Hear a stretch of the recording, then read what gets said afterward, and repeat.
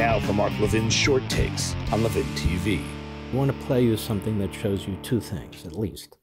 One is a real reporter, Matt Lee of the Associated Press. He's been there for many, many years, Republican and Democrat administrations. It's hard to pull a blanket over his head.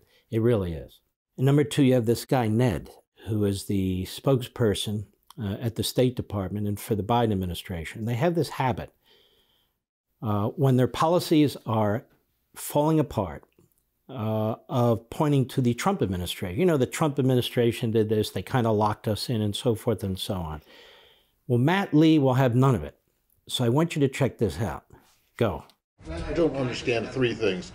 One, I don't understand how you're able to make this claim that the Taliban actually want international acceptance and aid when there's nothing in their history that suggests that they do. I've asked you about this before, and there's no good answer other than, oh, well, a bunch of them are in Doha talking.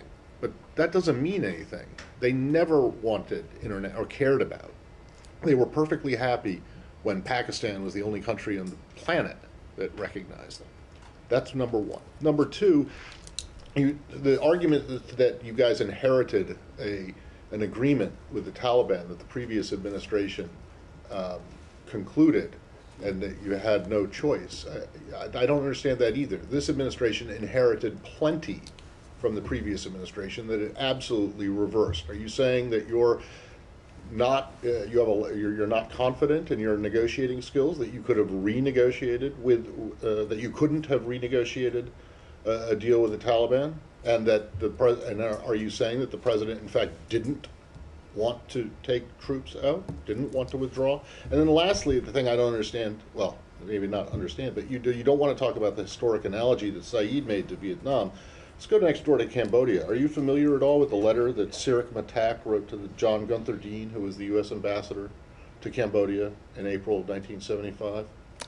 If you're not familiar it's been with a while. I suggest you familiarize yourself with it, because it may end up being sadly prescient. But if you could answer the first two, that Sure. would be great. Thanks. Well, on your second question, Matt, I think you're actually confusing different things here.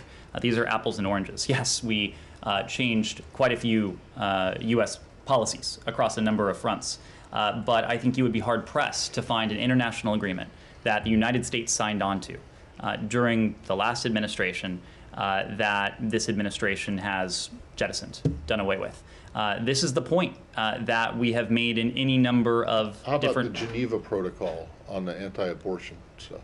This was the point that we have made on any number of steps about the importance of the durability of American foreign policies, American foreign policy across administrations. How about the agreements with the Northern with Mexico and the Northern Triangle? Those are international agreements that you guys jettisoned. These are, Matt. No, I think that's two. Challenged me to come up with an international agreement that the previous administration signed that you guys have walked away from, and I just gave you, I think, three. Maybe it was three. That's what I mean. This guy's a serious reporter. You know, I'm not sure any administration loves him, but he calls the shots as he sees them. And what he's saying about Cambodia and other things, what he's saying is, do you see what's going on in Afghanistan? That the Taliban are taking the country over quickly? Do you see that the government that's there has come to the United States, spoken with our president and said, please don't leave, but certainly don't leave this way. Everything's going to collapse. Do you see people are trying to get their spouses and their kids out of that country now? Do you see that people who have assisted the United States all have a death target on their foreheads, are trying to get out of that country, especially interpreters who help the United States military? And do you see how little coverage this is getting? I mean, that gentleman's with AP. He's been hammered away.